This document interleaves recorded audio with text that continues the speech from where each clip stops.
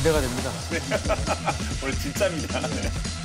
자, 밀리터리 사이언스의 신비한 만남 본게임 오늘도 본내용으로 곧장 진격해보도록 하겠습니다. 안녕하세요. 저희는 본게임 2의 MSG입니다.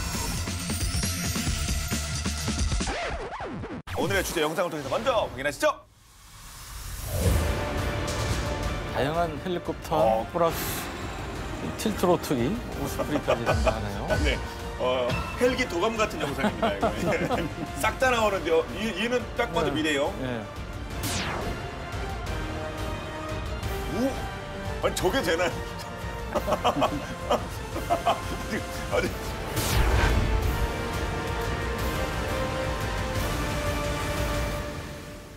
대한민국 안보에 대한 걱정 일단 2023년 앞으로도 그렇습니다만 붙들어 매셔도 될 것 같습니다.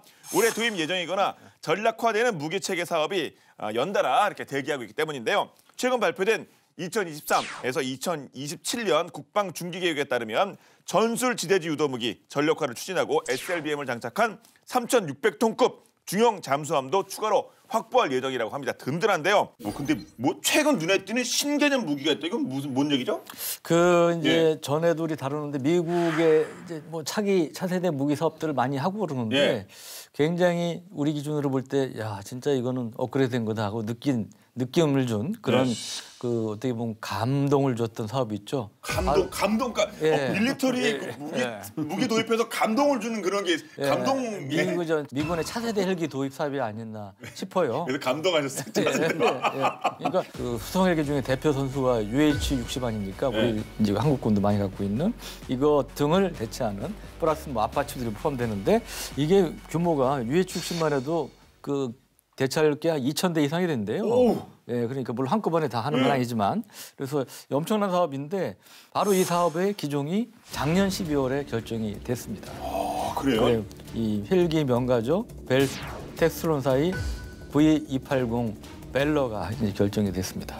벨러가 됐군요. 틸트로트 이제 방식인데 순항 속도가 시속 520km에 달하는 차세대 일종의 슈퍼콥터라고 이제 할 수가 있겠죠. 그래서 이 디자인도 보면 우리 공상과학 영화 속에 나오는 이제 그런 이제 회전흡기 형태인데 이 가격이 또 장난이 아니에요. 양산가 가격이 얼마인 줄 아세요? 근데 헬기인데? 네. 이게 양산 목표가가 미화로 4,300만 달러. 그러니까 한화로 약 540억 원 정도. 목표 양산가가요? 목표? 그래서 이것도 이제 한꺼번에 다 도입하는 게 아니고 나눠서 몇 차례 나눠서 도입을 하는데 첫 계약 금액이 무려 13억 달러. 우리 돈으로 1조 7천억 원에 이른다고 합니다. 원래 큰 프로젝트로 갑니다만 진짜 일단은 다 필요는 있겠습니다만 가격 숫자만보다 후덜덜인데요. 네, 근데 사실 시작일 뿐이고요. 이 차세대 헬기 사업 규모 자체가 지금 어느 정도냐면 2030년대까지 아까 말씀하신 대로 2,000대의 블랙호크하고 그다음에 1,200대 아파치를 대체할 예정인데 이 헬기를 쓰고 있는 다른 나라들도 또 이렇게 결국 바꿔가야 되잖아요. 그렇겠죠. 그래서 이 V280이 미래 군용 헬기 시장에 끼칠 여파를 대충 보면 아마 전 세계적으로 유례를 찾기 힘든 대규모가 될 것이다. 전문가들의 예상에 따르면 양산 단계의 사업 규모가 70억 달러 그리고 전체 사업 규모는 그 10배인 700억 달러에 달할 것으로 보는데 700억 달러면 현재 하나로 88조 원입니다. 그러니까 어마어마하죠. 스케일이 다르긴 하네요. 앞서 그 영상에 나온 것처럼 이거를 그냥 프로펠러기지 이게 무슨 회전익기 이래서 저는 모양도 약간 헷갈리긴 하는데 근데 사실 이 기체 하나하나 좀 자세히 좀 뜯어봐야 될 것 같습니다. 네, 이제 본게임 2 시청자들은 딱 아실 텐데 고정익기 같은 이제 긴 날개를 갖추고 있고 또 그다음에 이제 헬기에서 이제 로터와 비슷한 이제 그런 프로펠러를 이제 갖추고 있고요. 그러니까 헬기 장점, 고정익기 장점을 모두 갖추고 있다 이런 이제 평가도 받고 있고요. 틸트로트 방식이라는 게 이륙할 땐 헬기처럼 수직으로 올라갔다가 비행할 때는 이제 일반 프로펠러 항공기처럼 방향을 틀어서 비행을 하기 때문에 굉장히 고정익기처럼 빠른 속도를 낼 수 있다는 게 이제 장점이고요. 근데 이제 V280의 280이라는 숫자가 뭐냐면 순항 속도를 의미합니다. 당연히 킬로미터는 아니고요. 노트입니다. 그러니까 시속으로 따지면 520여 킬로 정도 되는 이제 순항 속도를 갖고 있고요. 엔진이 이제 제너럴 일렉트릭 엔진을 쓰고 있는데 이게 엔진이 굉장히 세다 보니까 최고 시속은 이제 300노트인데 이걸 킬로미터로 환산하면 570km 정도가 되죠. 근데 아파치가 최대 속도가 사실은 거의 300km 안팎인데, 그러니까 이거에 비해서 거의 2배 가까운 이런 이제 최대 속도를 갖고 있고요. 길이가 15.4m고 너비가 24.9m, 그리고 높이가 7m고 승무원은 4명입니다. 그리고 여기에 이제 14명의 병력이라든지 이걸 태워서 수송을 할 수가 있고, 자체 중량은 이제 8.2톤이고요. 최대 이륙 중량이 이제 14톤입니다. 그리고 전투 행동 반경도 꽤 커요. 930에서 한 1,480km고요.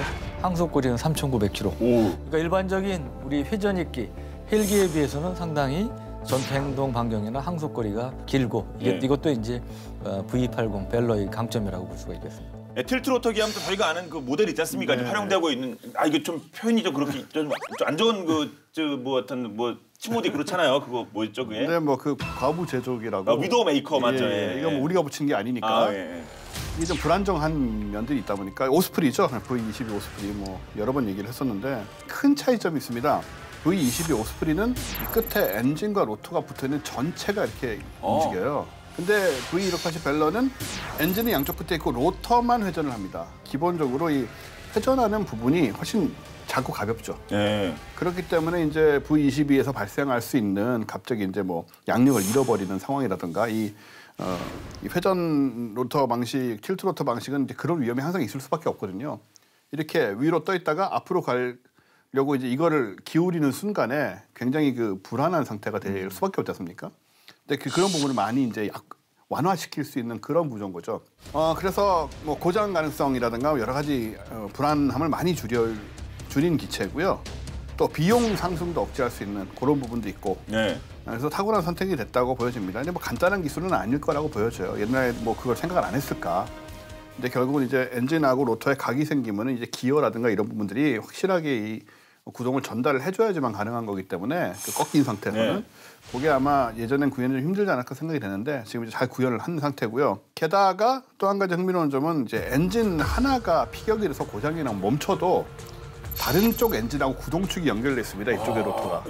그래가지고 이 엔진 하나로 로터 2개를 다 돌릴 수가 있어요.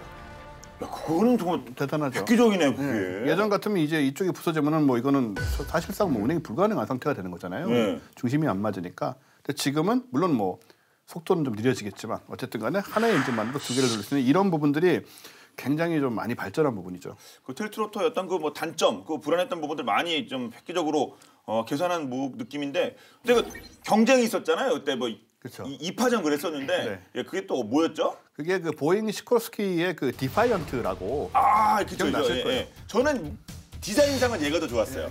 솔직히 얘가 더 멋있었어요. 그렇죠. 뭐 일단 일반적인 헬기의 형태를 좀 하고 있는데 이제 동축 회전이 반대 방향으로 회전하는 거죠, 2개가. 그래서 이제 안정성을 담보를 하고, 그리고 이제 특이한 점은 뒤에 이제 프로펠러가 있었을 겁니다. 저걸 가지고 이제 그 속도를 내는 그런 쪽으로 이제 좀 특이한 그런 기체였어요. 요거는 이제 복합 헬기라는 이름으로, 컴파운드 헬리콥터라는 이름으로 불렸었습니다. 결과적으로는 틸트 로터가 동축 반전 로터에 승리한 그런 결과가 됐죠. 이렇게 치열한 경합 끝에 결국 지금 살펴보고 있는 차세대 헬기로 V280, V280 벨러가 선정이 됐는데, 이제 기존 헬기와의 차이라든가 이제 본격적으로 스펙을 한번 짚어보도록 하겠습니다. 네, 그 V280 최종 양산 승인을 받게 되면 우선 아까 말씀드렸다시피 주력 수송 헬기인 기동 헬기인 그 블랙호크를 이제 대체하게 되는데요. 근데 우선 그 두 기종을 비교를 해보면 이 V280이 블랙호크보다 여러 가지 면에서 상당한 우위에 있습니다. 그래야겠죠, 사실은 또. 우선 속도만 봐도 아까 최고 시속이 뭐 570km 정도 된다고 그랬는데, 근데 블랙호크의 경우는 최고 시속이 294km예요, 시속. 그래서 거의 2배 수준이고요. 그다음에 이제 급유를 받지 않은 상태의 작전 반경을 따져보면 블랙호크가 590km인데, 근데 V280은 그 2.5배인 최대 1,480km에 달한다는 것이죠. 그리고 최대 이륙 중량도 V280이 14톤인데 블랙호크의 경우는 10.6톤. 그러니까 약 3.4톤 정도 더 V280이 더 이제 나가는 거고요. 탑재 중량의 경우는 내부 2톤, 외부 4.5톤인데 블랙호크가 이제 내부 외부 각각 1.2톤, 4.1톤이에요. 그러니까 내부 모두 블랙호크보다 역시 또 우위에 있습니다. 그리고 내부 공간도 이렇게 보시면 사실 그렇게 커 보이지 않는데요. 실제로 블랙호크보다 상당히 더 크다고 봅니다. 그래서 편의성도 향상이 됐고요.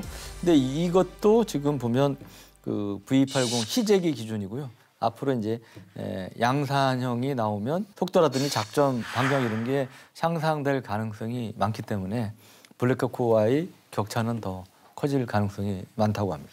그 정도 격차가 나면 이제 사실 시대를 풍미했던 이제 블랙호크 뭐 영화도 나왔었는데 블랙호크는 이제 우리와는 이별해야 되는 건가요? 영원히? 이렇게 막 완전히 다운되진 않고요. 아 그래요? V280이 이제 본격 운영에 들어가는 2035년이 돼도 UH-60 블랙호크는 퇴역은 하지 않을 것이다 완전히. 뭐 일부는 이렇게 교체가 되겠지만. 왜냐하면 이 기종이 사실 1970년대 처음 등장했는데 지금 50년 넘게 굉장히 잘 쓰이고 있잖아요. 경쟁자를 찾기 어려울 정도로 잘 쓰이고 있고 사실상 최강 헬기로 군림을 해왔기 때문에 게다가 업그레이드를 계속하고 있기 때문에 그런 부분은 계속 살아나서 이제 유지가 되는 걸로 이제 계획이 잡혀 있고요. 지금 UH-60의 최신 개발 버전이 이제 UH-60V거든요. 요거는 이제 기존 엔진하고 동력 계통이 거의 다 교체가 돼 있고 속도, 탑재 능력, 악천후 비행 능력이 다 향상이 됐고요. 같은 시리즈의 헬기 중에 최초로 반자율 비행 기능도 탑재가 됐습니다. 뭐 알아서 어느 정도 가나 보죠 또? 그렇죠. 또 뭐 하늘이니까 유리한 부분이 있지만 또 군용 헬기에 요구되는 속도, 항속거리, 비행 안정성, 신뢰성은 물론이거니와 가격 경쟁력도 있기 때문에 2050년대 초반까지도 사용될 것이다. 이렇게 보여지고요. 제가 좋아하는 B-52와 함께 아마도 그 100년간 쓰이는 그런 기종이 되지 않을까.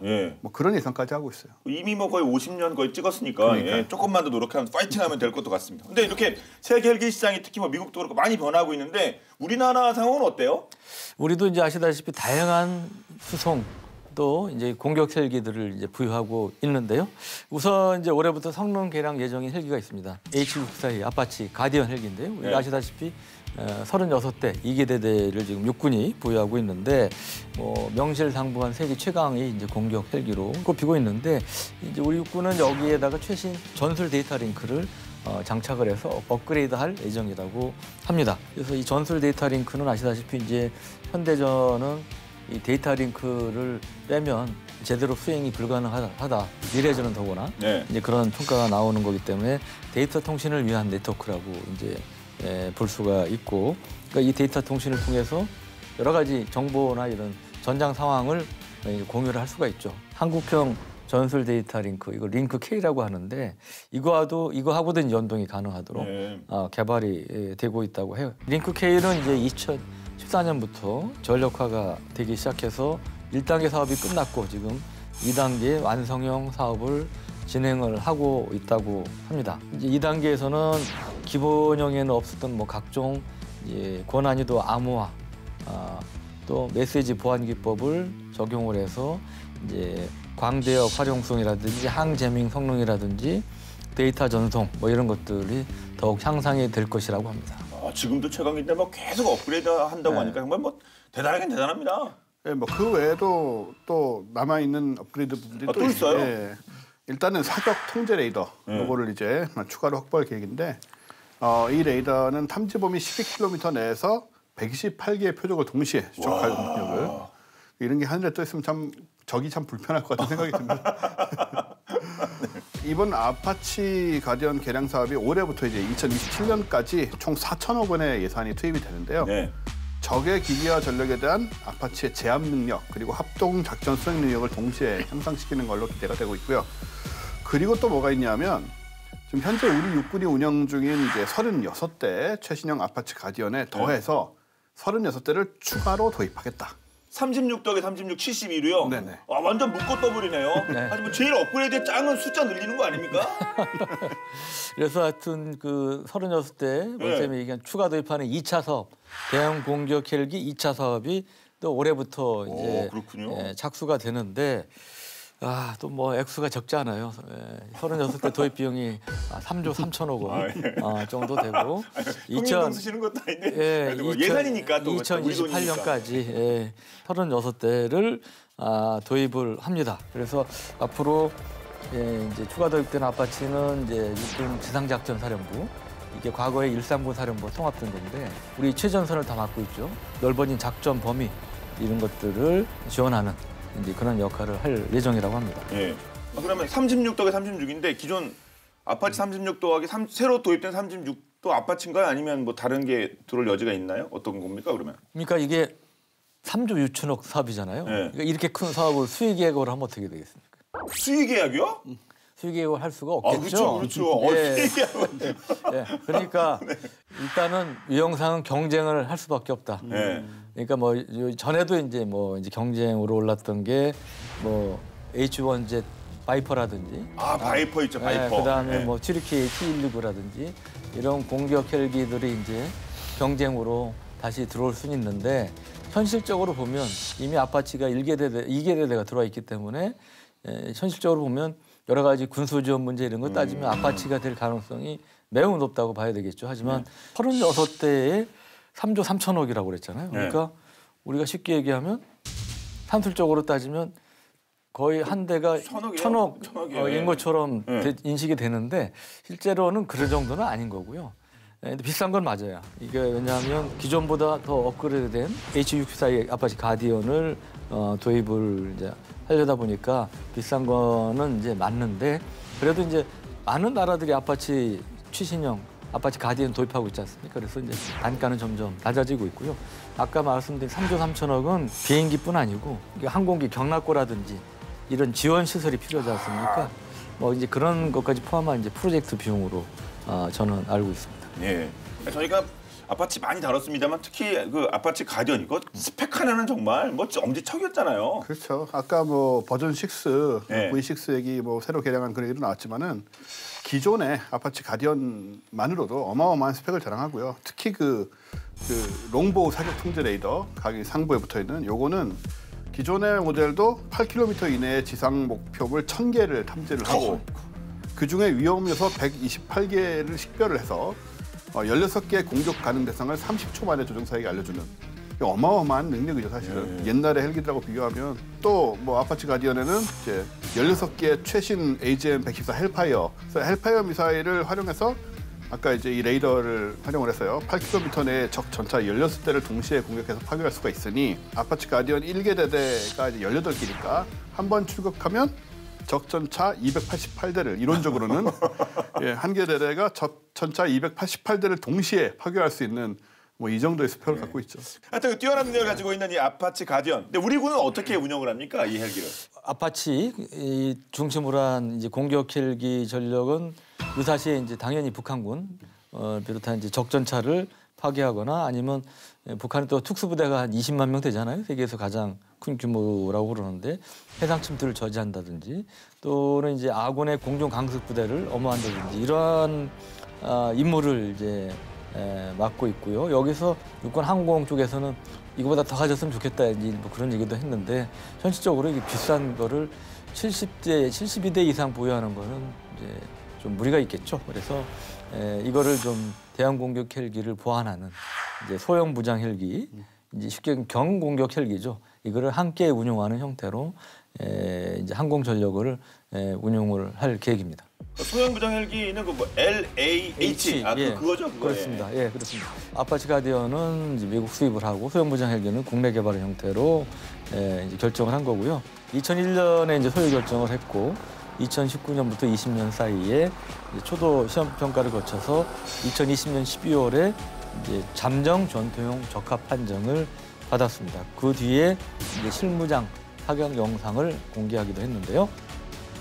후방으로 쉽게 자동 후진을 하면서 기관포 사격을 하는 그런 모습입니다. 저 솔직히 비행기가 후진하는 거 처음 봤습니다. 이게 후진도 하는군요. 이게 보기 흔치 않은 광경이죠. 그리고 지금은 또 이제 무유도롭게 사격하는 그런 모습이고요. 제자리에서. 그래서 이제 이러한 이제 시험 평가 과정을 거쳐서 그러니까 2022년 11월에 이제 첫 양상 결정이 이루어졌어요. 그리고 올해부터 2031년까지 5조 7,500억 원을 들여서 소형 분양 헬기를 양산합니다. 예. 이 사업도 그러니까 결코 작은 사업이 아닙니다. 이 LH 결국 이제 그 아파트하고 깐부를 이뤄서 갈 거 아닙니까? 네. 깐부 이뤄서 갈 텐데 그런데 뭐가 바뀌는 어떤 헬기가 이제는 그 대체가 되는 건가요? 지금 뭐 4, 50년씩 된 노후 기체들이 500MD하고 우리 회원님 타시는 500MD에 AH1S 코브라 이런 것들이 이제 대체가 될 것 같고요. 지금 이 4.9톤급 소형 무장 헬기 이거 스펙을 보자면 항속거리가 411km, 그 운용 시간이 2시간 35분, 그 최대 속도가 시속 243km 정도로 알려져 있습니다. 그리고 무장은 사거리 8km의 국산 공대지 미사일 천검 4발, 그리고 70mm 로켓 7발, 로켓만 장착을 하면 14발까지 장착할 수 있고요. 그리고 20mm 3연장 터리튬 기관포 등을 탑재를 하게 되고요. 그리고 이제 소프트웨어, 국산 항공기 최초로 육군 전술 데이터 링크 하고 한국형 전술 데이터 링크 케이저에 이렇게 장착이 되는데, 그래서 이제 유사시에 아파치 가디언하고 또 네트워크를 연결을 해서 네트워크전 수행을 할 수 있지 않겠느냐 이렇게 보여지고요. 그 다음에 조종사의 생존성하고 임무 수행 능력을 높여주는 첨단 전자장비도 다수 탑재가 될 예정인데, 기체에 장착된 표적 획득 장치는 이제 주 야간에 최대 20km 거리까지 측정이 가능한 기술이 적용됐고요. 그 결과 4개의 표적을 자동으로 추적할 수 있다고 합니다. 뭐 아파치처럼 막 한꺼번에 막 100개, 뭐 10몇 개 이건 아니지만은 소형이니까. 또 고장이 발생되면 원인을 파악하고 분석하는 데 필요한 데이터를 제공해서 장비 소요 시간을 줄이고 가동률을 높일 수 있는 상태 감시 장비도 갖췄다고 해요. 예. 스스로 고장이 난 걸 확인을 해가지고 정비 소요 시간을 줄이는 이런 부분들 데이터를 다 만들어낸다는 거죠. 예. 그럼 이제 지금까지 살펴본 공격 헬기 말고 우리나라 다른 헬기 라인업은 또 어떤 것들이 있을까요? 아무래도 이제 수송 기동 헬기가 있겠죠. 이제 병력 수송, 뭐 전장, 물자 보급, 뭐 이런 거 물론이고 의무송, 그 다음에 그 수색 구조, 재난구 여기 이제 활용되는 뭐 여러분 너무나 친숙하신 지금 치누크 헬기 모습이 보이는데요. 대형 기동 헬기입니다. 그리고 작년 3월 이 경북 울진 대형 산불 났을 때 그 산불 진화 작전에 동원되기도 했고요. 그리고 공군의 이제 탐색 구조 전대 있지 않습니까? 거기서 HH-47 수색 구조 작전에도 활용이 되고 있습니다. 보시다시피 이제 그 쌍발 엔진이 2개고요. 기체 앞뒤로 이제 대형 로터를 장착한 이제 중대형 이제 헬기인데, 이게 블랙호크보다 크고 뭐 좀 둔중해 보이잖아요. 네. 속도가 좀 느릴 것 같은데 오히려 더 빨라요. 그래요? 그 원항 최고 속도가 시속 315km입니다.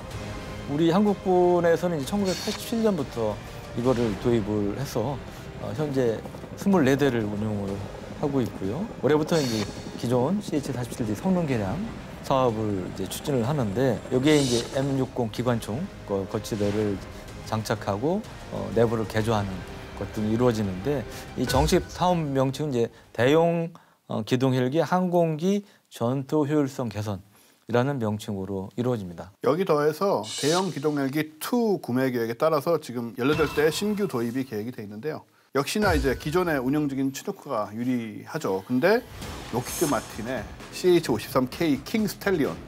이거 엄청 핫한 거 아닙니까? 그렇죠. 이 킹 스텔리온이 입찰 의사를 밝히면서 경쟁 구도가 이루어지기도 했었죠. 네. CH-53K는 미 해병대가 도입 계약을 맺은 기종으로 또 유명하고요. 내외부 수송 능력을 합치면 최대 74,000파운드, 톤으로 따지면 33톤이나 되는 뭐 어마어마하고요. 단적으로 CH-47F의 3배에 달하는 그런 수송 능력이니까요. 그래서 군용 헬기 중에는 안에 이렇게까지 많은 사람들이 완전 군정거리 몇 명이에요? 장난 아니죠. 그러니까 이게 헬기가 아니고 무슨 수송기 내부를 보는 것 같아요. 네. 이게 대형 수송 헬기의 제왕이라고 불리고 덩치도 엄청 큰데 사실 속도도 빠릅니다. 이거는 시속 315km에 달하고 최고 또 18,000피트까지 올라갈 수 있어요. 이거는 백두산 2,743m니까 2배, 백두산보다 2배까지 헬기가 올라갈 수 있는 그 강력한 힘을 가지고 있죠. 단점은 이제 당연히 이런 훌륭한 엄청난 크기와 엔진과 뭐 속도에 따라오는 것은 역시 가격이겠죠. 역시 그게 항상 문제입니다. 너무나 비싸기 때문에 지금 우리 1조 3,100억 원의 예산이 있는데, 이걸 가지고 뭐 20대에 육박하는 CH-53K 도입을 하는 것은 여러 가지로 좀 무리가 있다. 이런 문제가 있어서 그런저런 상황 때문에 결국은 작년 5월에 록히드 마틴이 입찰 포기 의사를 밝혔고요. 그래서 최근에 대형 기동 헬기 도입 기종이 확실히 결정이 됐죠. 네. 확실하다는 게 기존 거로 기존 그 회사로 가는 겁니까? 네, 또 그 전에 킹스텔론 관련해서 말씀드리면 제가 전에 최애 헬기 중에 하나라고 말씀드린 적이 있는 것 같은데, 네. 근데 이게 보면 가격이 대당 이게 거의 1,000억이 넘는 거예요. 그래서 제가 이제 아무리 뭐 성능 좋은 건 알겠는데 F-35보다 비싸다면 그렇잖아요. F-35보다 비싼 거예요. 네. 그러면 이게 국민 정서적으로나 이게 납득이 되겠냐 사람들이. 결국은 그 가격을 그쪽에서 낮추려고 했는데 결국은 아까 말씀드린 우리 쪽에서 요구하는 그 사업 규모에 맞추는 건 도저히 불가능하다 그래서 이제 결국은 포기한 것으로 그렇게 이제 알고 있습니다. 예. 그게 치누크잖아요. 치누크 그러니까 예. 현실적으로 치누크밖에 없는 거죠, 사실. 약 2개월 전 작년 12월쯤에 미 국방부가 한국에 치누크의 최신형인 CH-47F 헬기와 관련 장비의 대군사 판매, FMS라고 그러죠. 미 정부가 품질을 보증하는 방식의 그런 판매인데 이거를 잠정 승인했다 이런 보도가 있었고요. 근데 외신 보도에 따르면 우리 군이 요청한 게 CH-47F 18대 그리고 엔진은 42개 그리고 보안통신 장비 44대 해서 총 15억 달러 우리 군으로 약 2조 원 규모로 이제 알려졌고 앞으로 2028년까지 도입할 계획이라고 합니다.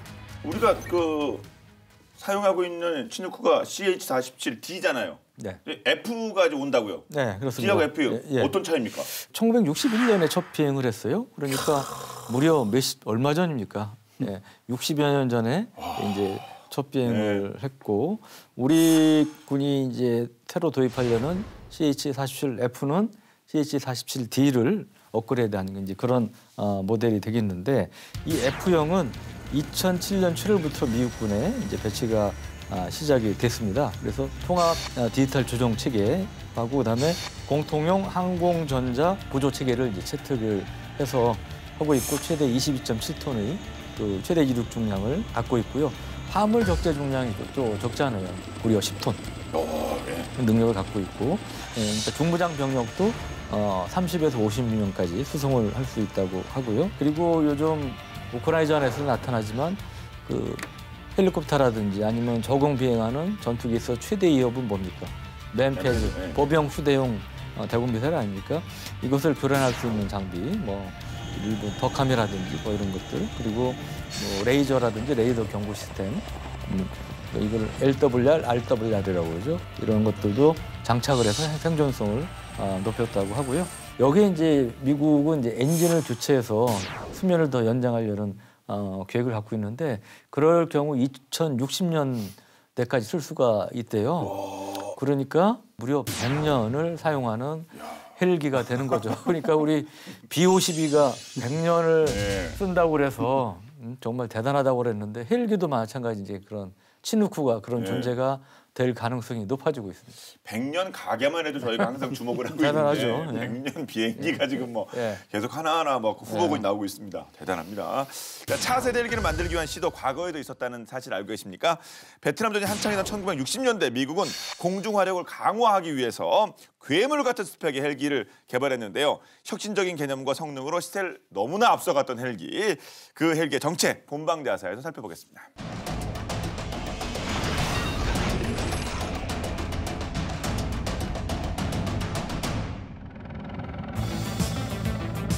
현존하는 공격 헬리콥터 중에서 가장 강력한 화력을 지닌 중무장 공격 헬기를 뽑으라면 누구나 주저없이 AH-64 아파치를 떠올릴 텐데요.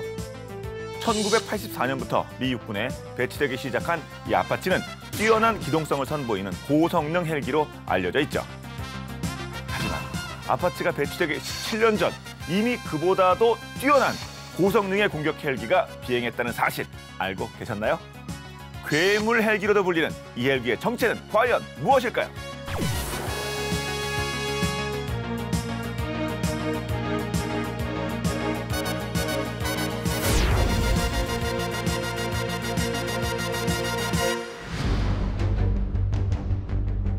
베트남 전쟁에서 UH-1 휴이와 CH-47 치누크 헬기는 미 육군에서 빼놓을 수 없는 수송 전력이었는데요. 추락한 정찰기 조종사들을 찾아내고 구조해 헬기가 부상자 구조 및 수송에 얼마나 효과적인지 입증했죠.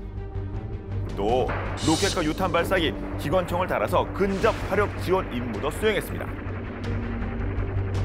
하지만 적의 공격에는 매우 취약했는데요. 아무리 무장을 달아도 수송 헬기는 여전히 크고 둔하고 느렸죠. 이에 당시 미 국방장관이었던 로버트 맥나마라는 육군 항공대를 강화할 방법을 지시했고 오랜 회의 끝에 수송 헬기를 호위할 공격 헬기를 개발하기로 합니다.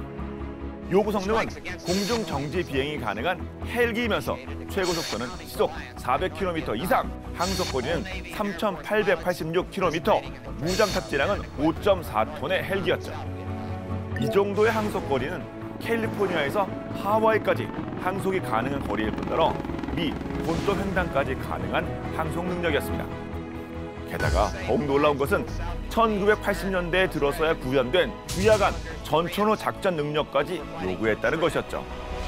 이 어마무시한 스펙의 헬기를 만들 수나 있을까 싶었는데 진짜 만들어냈는데요. 바로 괴물 헬기라 불리는 AH-56 샤이엔입니다.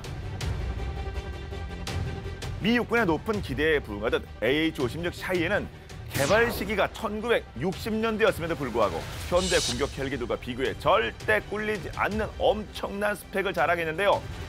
샤이엔 헬기는 단일 엔진으로 2,930kW의 출력을 가지고 있었는데 이 뛰어난 엔진 성능 덕에 최고 속도가 무려 시속 408km에 달했습니다. 참고로 현존하는 최강 공격 헬기인 아파치의 최고 속도는 시속 360km. 샤이엔 헬기가 얼마나 빨랐을지 짐작가시죠? 게다가 꼬리에 달린 추진 프로펠러 덕분에 기술을 전혀 내리지 않고도 평행 상태에서 감속 및 가속이 가능했고 무려 30노트, 그러니까 시속 55.56km의 맞바람에도 제자리에 떠 있을 수 있었습니다. 또 동체에서 뻗어나온 날개 아래에는 파일럿 6개가 달려 있었는데 현대 아파치보다 2개나 많았고 배에 달린 30mm 기관포는 사각지대 없이 전방이 360도 회전이 가능했죠. 샤이엔의 스펙은 이게 끝이 아닙니다. 사수는 헬멧에 장착된 디스플레이를 통해 언제든지 조준하고 발사할 수 있었는데요. 70mm 로켓으로 적 보병들에게 불벼락을 내려주거나 토미사일로 전차의 뚜껑을 날려버릴 수도 있었죠. 앞뒤로 배치된 복좌 조종석을 통해 조종사와 사수가 각각 업무를 분리해 보다 효율적인 작전 수행이 가능했는데 이는 현대 공격 헬기의 표준적인 구성을 1960년대에 이미 완성한 셈이었습니다. 그런데 아파치보다도 성능 좋은 샤이엔 헬기가 왜 지금은 보이지 않는 걸까요? 이유는 간단합니다. 개발 계획이 취소됐기 때문인데요. 너무도 뛰어난 성능이 오히려 샤이엔 헬기의 발목을 묶는 족쇄가 됐습니다.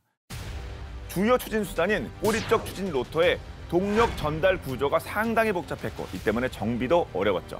거기다 엔진이 고출력이다 보니 예상보다 헬기의 덩치가 커졌고 고속에서의 조정 반응성이 느려서 제대로 헬기를 컨트롤하기가 어려웠습니다. 또 엔진의 진동도 심각해서 기체의 진동이 로터까지 전달되는 공진 현상이 일어났는데요. 이 때문에 위아래로 휘청이던 블레이드가 헬기의 동체를 강타하는 사고가 발생하기도 했죠. 그럼에도 록히드사는 샤이엔을 포기하지 않았고 계속해서 업그레이드해 나갔습니다. 하지만 시대는 빠르게 변화하고 있었는데요. 샤이엔 헬기는 당시 최강의 아날로그 사통 장치를 갖추고 있었지만 컴퓨터 기술의 눈부신 발전으로 고성능의 디지털 사통 장치가 개발되면서 순식간에 퇴물이 되어버렸습니다. 미 육군은 거듭되는 사고로 인한 개발 지연과 아날로그 사통 장치로 인한 주야간 작전 능력 부족, 수송 헬기를 호위하는 역할에 비해 과분한 성능, 그리고 이를 디지털로 변환하는 데 들어갈 막대한 추가 예산을 이유로 결국 1972년 샤이엔 헬기 개발을 중단하게 됩니다. AH-56 샤이엔 헬기는 그 엄청난 성능을 발휘하지 못한 채 개발 과정에서 만들어진 10여 대를 끝으로 역사 속에 묻히게 되었죠. 샤이엔 헬기 개발 실패를 계기로 미 육군은 보다 간소한 후속 프로그램을 추진해 AH-64 아파치를 탄생시켰고 미 공군은 샤이엔 헬기보다 더욱 오래 채공하며 중무장할 수 있는 A-10 공격기를 개발할 수 있었는데요. 비록 AH-56 샤이엔 헬기는 양산에 이르지는 못했지만 경이적인 성능으로 공격 헬기의 역사에 전환점이 된 기체로 기억되고 있다고 합니다.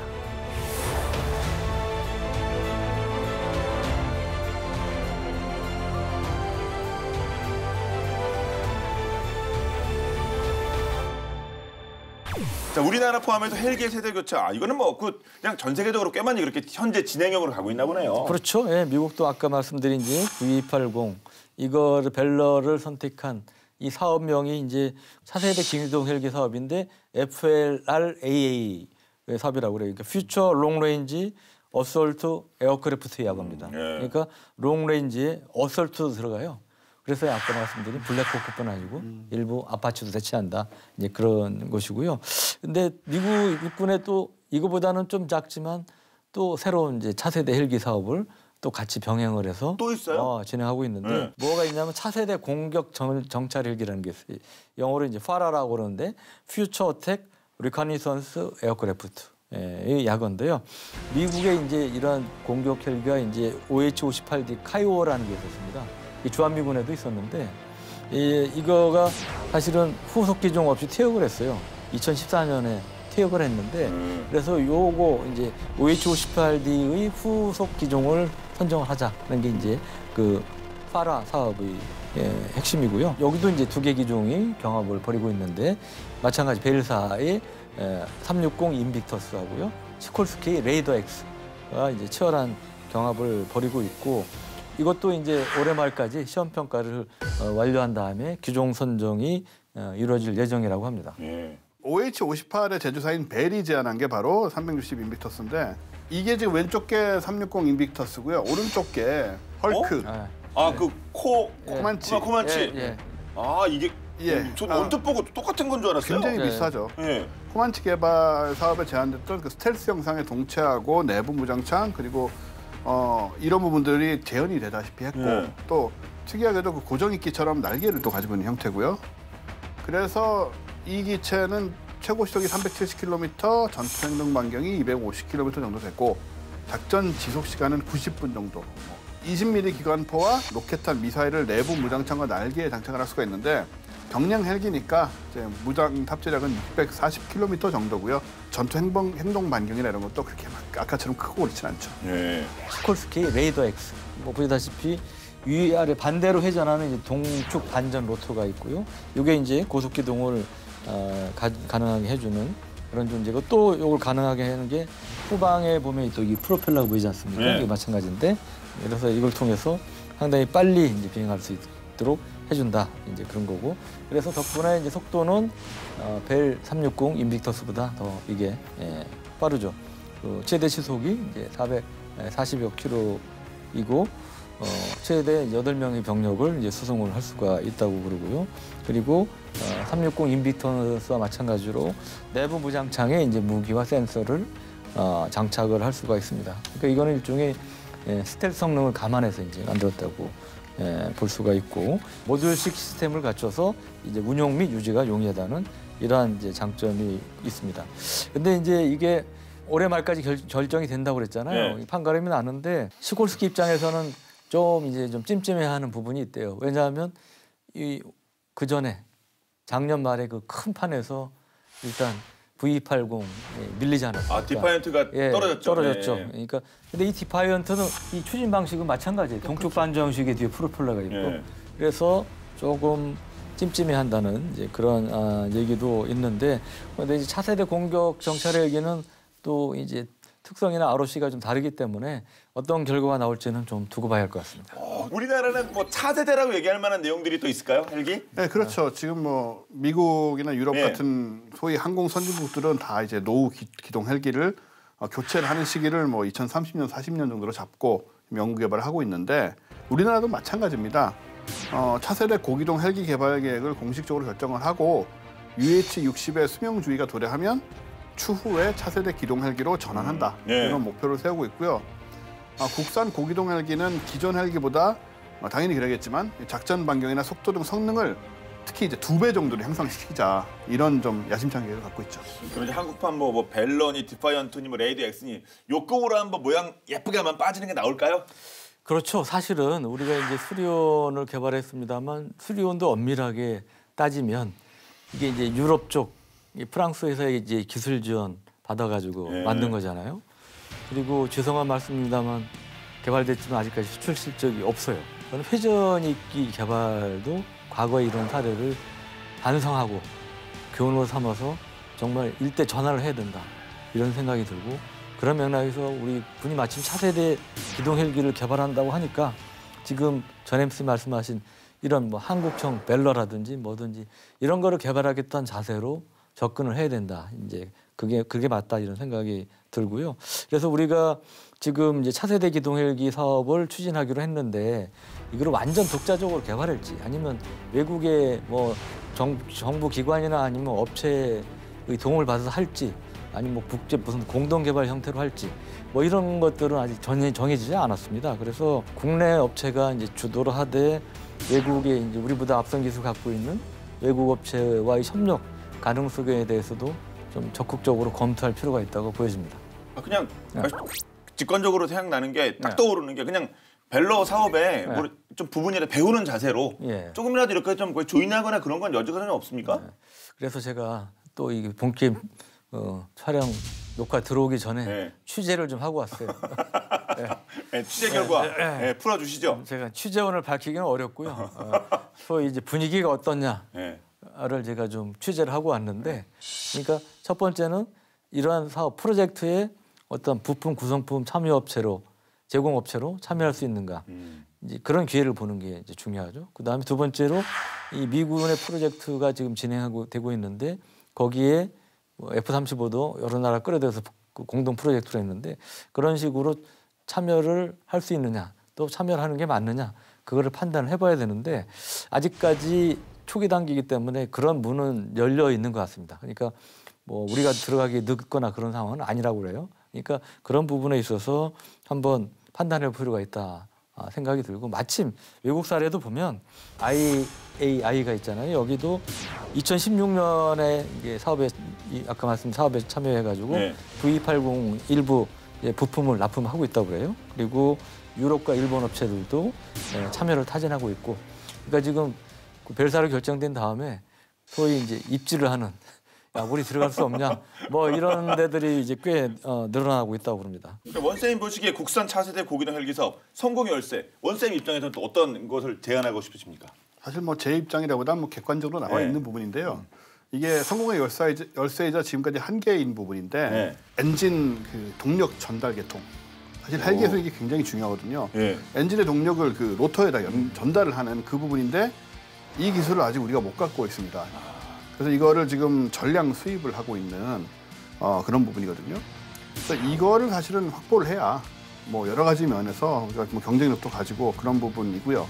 그래서 그게 굉장히 중요하다고 생각이 되고 그 다음엔 이제 중형 헬기의 그 진동 저감을 위한 소위 진동원 능동 제어 장치 소프트웨어 기술 네. 이런 것도 지금 한창 개발 중인데 이게 되면 어떠냐면은 그 로터의 블레이드가 있잖아요. 이렇게 그 각도를 조절해서 헬기 진동을 자동적으로 제어를 할 수가 있어요. 예. 이렇게 되면 이제 뭐 여러 가지로 굉장히 유리해지겠죠, 당연히. 항공 선진국도 근데 요거는 지금 상용화를 위해서 한참 연구 중인 그런 차세대 기술입니다.